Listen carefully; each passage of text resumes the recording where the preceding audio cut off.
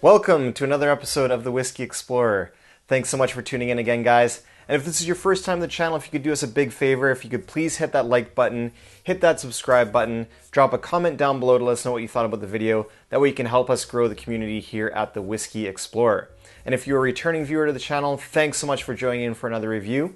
And tonight, guys, I've got a fun bottle for you tonight. I've got the Weller Antique 107.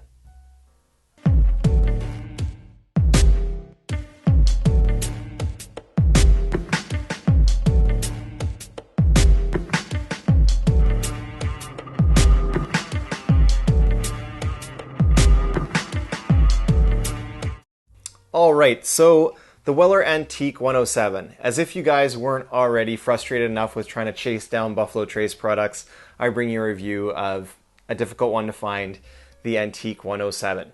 Alright, so especially difficult to find here in these parts of Canada. So I actually had to acquire this one through a bit of a creative trade. So happy to get this one. This is Buffalo Trace, of course. This is their wheated mash bill. And one of the reasons for the popularity of this particular bourbon here, this Weller Antique 107, is that it is actually the same mash bill as Pappy Van Winkle. Okay, so we all know about Pappy, very difficult to acquire. So this is sort of one of those bottles where if people can't find Pappy, they kind of go to this.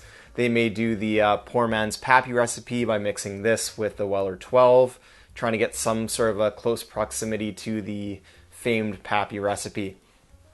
It is also the same proof point as the Rip Van Winkle 10, so 107 on the proof point there. So wheated mash bill from Buffalo Trace, 107 proof. When you can find this, so we don't really get this in BC, this part of Canada, other than as part of our annual spirit release. And when it does come here for the spirit release, it is priced right around the $80 mark, which is sort of what I understand it's going for, around that price as well in Ontario. So that's sort of the price point for this one. And the MSRP in the States is about $50 US, if that is, you can find it in your market, in your area, right? All right, so let's get into this one here, guys. We'll give it a quick pour. And if you guys notice on this bottle here too, this is actually one of the old screw top variety. So I can't remember exactly when they discontinued the screw top, but I feel like it was like around 2019 or so.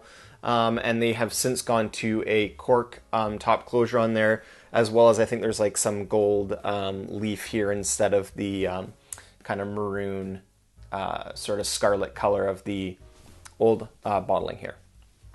All right, so wheated bourbon means that they're replacing the secondary grain in the mash bill. So the primary grain for bourbon is always going to be corn. Secondary grain is usually rye. In this case, they replace the rye with wheat in the mash bill, and then the rest would be a little bit of malted barley as well. All right, so let's get into this one here, get a quick pour of it going. There we go. All right, let's have a quick look at this one here in the glass.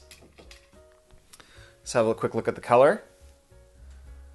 All right, so it's like a really nice kind of light copper note to that one there.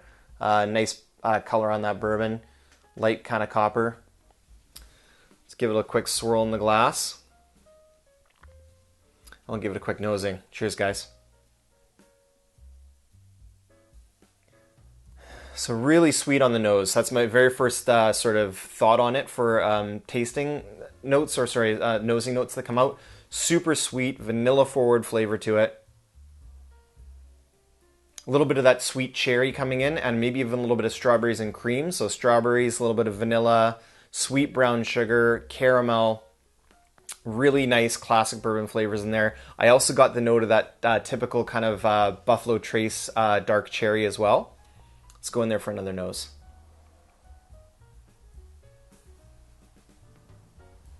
And I'm getting a little bit of that Buffalo Trace kind of cola note that you get sometimes, or like almost that vanilla Coke kind of flavor to it.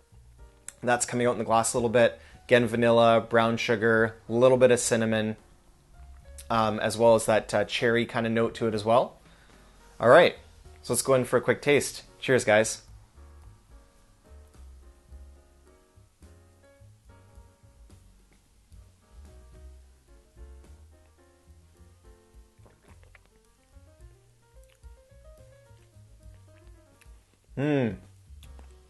Wow. That's actually quite the flavor punch. There is a lot going on in that glass. You get a little bit, you definitely feel a little bit of the ethanol, like a little bit of the alcohol burn from the 107 proof. Definitely hits you a bit. The very first thing that I got, like it was a wave of that dark cherry. Tons of cherry on the palate on this one. Then it almost immediately went into, there was a little bit of vanilla sweetness sort of at the beginning of the palate, to mid palate, and then it went all to the spicing. So it went to cinnamon, nutmeg, clove, really dense baking spices, very spicy on this dram, picking up a lot of spice. Some people do get that on the wheated mash bills. Some people kind of experience it a little bit softer, and some people experience a lot of the spice. So for me, on this one, experiencing a lot of that spice. Tons of character to this glass, though. Again, there's that cherry note, dark cherries, vanilla. Ooh, now I'm getting a little bit of the cola flavor in there. That Buffalo Trace kind of quintessential cola flavor you get sometimes on their products.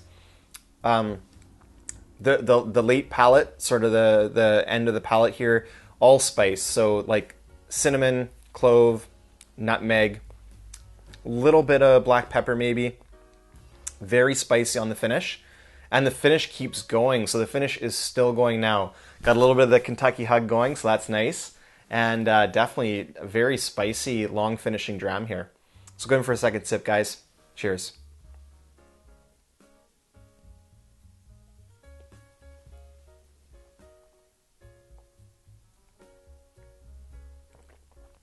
So obviously it's not quite the proof point of like a Stag Junior. It's a 107 proof. Stag Juniors are usually clocking in at like, around 130 proof. So there's an additional good 20 proof points to the Stag Junior. But I am getting some of those flavors in here. So deep dark cherry, some sweet oak in the background. It is quite mouth coating. And you get that vanilla flavor in there. And then mid palate to late palate, and the finish is all spice. So cinnamon, clove, nutmeg, baking spices. This is a really rich dram. And I really I enjoy this quite a bit. Which is a shame considering this is, quite potentially the only bottle that I'll get my hands on.